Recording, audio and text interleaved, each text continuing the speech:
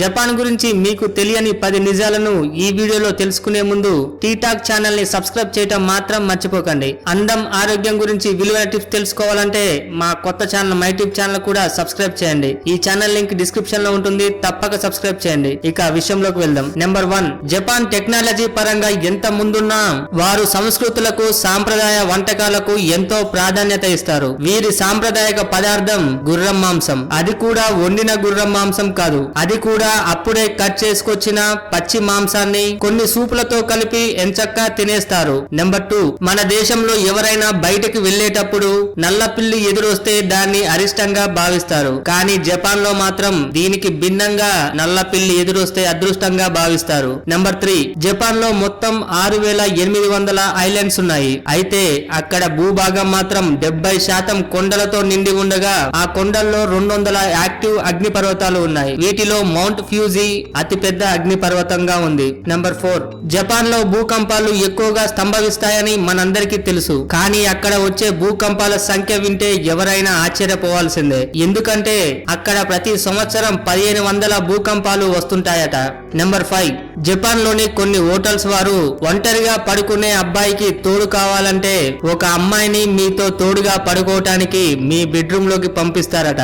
ఆ తర్వాత మీరు వారిని కౌగిలించుకొని పడుకోవచ్చు. కౌగిలించుకున్నాం కదా అని రొమాన్స్ లోకి దిగుదామనుకుంటే మాత్రం మీకు భారీగా జరిమానా వేస్తారు. ఆ విధంగా పడుకోవటానికి వచ్చే ఆడవారిని కడ్లింగ్ ఉమెన్ గా పిలుస్తారు. ఈ సౌకర్యం కల్పించే హోటల్స్ ని కడిల్ కేఫ్స్ అని పిలుస్తారు. ఈ మధ్య కాలంలో మగవారి దగ్గర నుంచి వచ్చిన ఒత్తిళ్ల కారణంగా కొన్ని హోటల్స్ వారు ఈ కడ్లింగ్ ఉమెన్ తో ఆ పని చేయటానికి అనుమతినిస్తున్నారు. అయితే దానికి ఆ అమ్మాయి అంగీకారంతో పాటు ప్రతి 3 నిమిషాలకు 1000 యాన్లు పే చేయాలట. అంటే మన కరెన్సీలో పోలిస్తే 588 రూపాయలన్నమాట.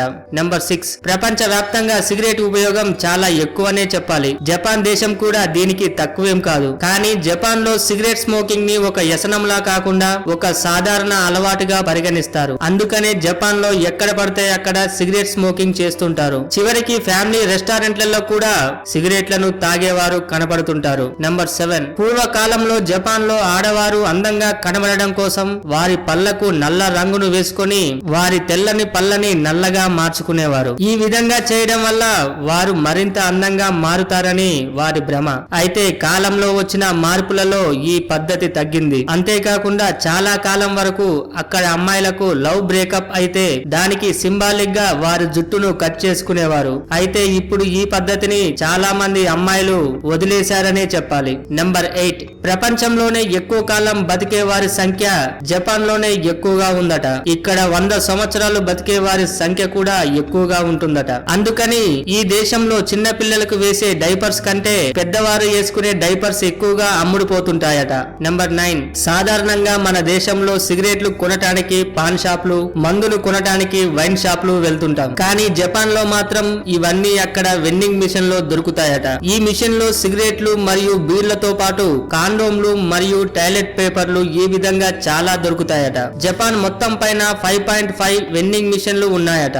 అంటే అక్కడ ప్రతి 10 అడుగులకి ఒక వెండింగ్ మిషన్ ఉంటుందన్నమాట. నెంబర్ 10, జపాన్ లో వెళ్ళినప్పుడు మీరు మాట్లాడే చిన్న చిన్న పదాలే పెద్ద గొడవలకు దారి తీయవచ్చు. ఒకవేళ మీరు పొరపాటున ఈడియట్ అని తిట్టారంటే దానిని వారు ఒక పెద్ద బూత్ పదంగా భావించి మీపై గొడవకు దిగుతారు. ఒకవేళ మీకు ఏదైనా నచ్చకపోతే దానికి మీరు నో అని సమాధానం చెప్పినా వారు కోపగించుకుంటారట. అందువల్ల జపాన్ లో ఈడియట్ మరియు నో అనే పదాన్ని వాడకపోవడం చాలా మంచిది. చూశారు కదా జపాన్ గురించి మీకు తెలియని కొన్ని కొత్త విషయాలను. ఈ వీడియో పైన మీ విలువైన అభిప్రాయాన్ని కామెంట్ రూపంలో పంపించడం మాత్రం మర్చిపోకండి. ఈ వీడియో మీకు నచ్చినట్లయితే లైక్ చేయండి, షేర్ చేయండి. ఇలాంటి మరికొన్ని ఇంట్రెస్టింగ్ విషయాల గురించి తెలుసుకోవాలంటే టీటాక్ ఛానల్ ని సబ్స్క్రైబ్ చేయడం మాత్రం మర్చిపోకండి. అందం ఆరోగ్యం గురించి విలువైన టిప్స్ తెలుసుకోవాలంటే మా కొత్త ఛానల్ మై టిప్ ఛానల్ కూడా సబ్స్క్రైబ్ చేయండి. ఈ ఛానల్ లింక్ డిస్క్రిప్షన్ లో ఉంటుంది, తప్పక సబ్స్క్రైబ్ చేయండి. Thank you for watching.